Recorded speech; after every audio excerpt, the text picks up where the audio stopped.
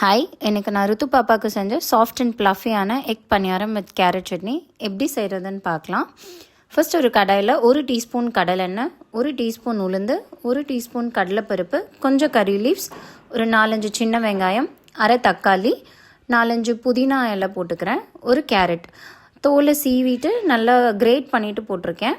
இது எல்லாத்தையும் ஒன்றா போட்டு ஒரு 2 மினிட்ஸ் கிட்ட சாட்டே பண்ணிக்கோங்க.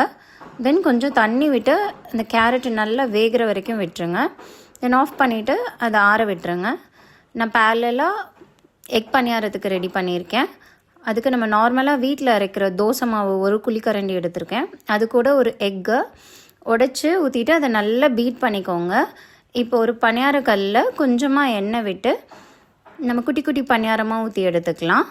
தென் நம்ம சட்னிக்கு ஆற வச்ச திங்ஸ் எல்லாத்தையும் ஒரு பிளெண்டரில் போட்டுட்டு ஒரு அரை டம்ளர் கிட்ட தண்ணி விட்டுட்டு அதையும் நல்லா ஃபைன் பேஸ்ட்டாக அரைச்சிக்கோங்க.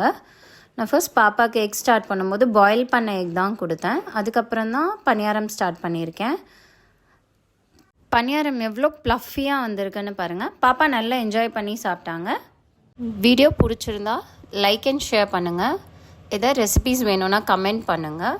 Two subscribe for more videos. Thank you.